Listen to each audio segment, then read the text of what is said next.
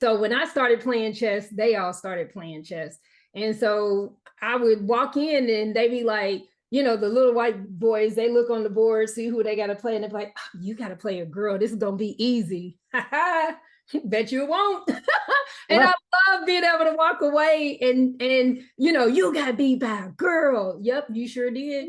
You sure. And it would be all of us and we'd be walking out with our trophy. My parents had a whole room that was nothing but our trophies. Wow. Yeah. Okay, everybody. So let's start. Anthony has a good idea. Anthony said, say excellence again. So everybody type the word excellence in the chat. Okay, so and so we had type excellence again. Every time she does something that shocks you, type the word excellence. So we got at least three. One is four valedictorians from the same family. Y'all, we all agreed that ain't none of us never seen that before. Number two, had a baby at 15 and still became a MBA JD, only black woman in the entire class. Type excellence in the chat for that one.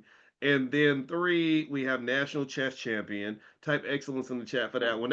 That's you know, somebody mentioned in here that you should write a book. Did you? I know Oh, I you probably got thought some. about it. I You wrote all of those. have you written a book? What's your There's which more book coming out. which book should people go buy? What's your website, Nicole? Um, I'll just grab a few. I have more than this. These are some of my first ones. This is one that you all would love. And there's a story behind this one. This is Real Queens Like Me. It's on Amazon.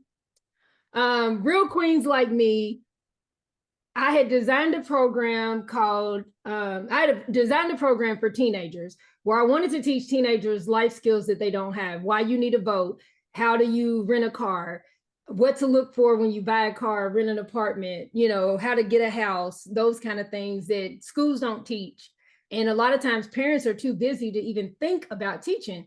Well, before I launched it, COVID hit. We got my now husband was my boyfriend at the time. We got his kids who went to Ballard. They both graduated from Ballard and their friends.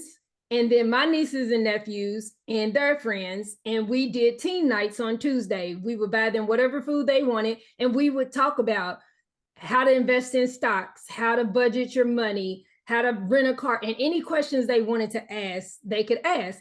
Well, around that time, Kamala Harris was going to be vice president. And my niece was so excited, we're going to have a Black woman. And I was like, do you know that she stands on the shoulders of someone who came before her? Do you know who Shirley Chisholm is? Nobody knew. Nobody. I was livid. And so I just started asking questions. Do you know who Angela Davis is? I started asking questions. Do you know who Angela Davis is? Have you heard her story? Didn't know. So this is actually a series, but this is the first one that I published. And this is just stories of Black women in excellence.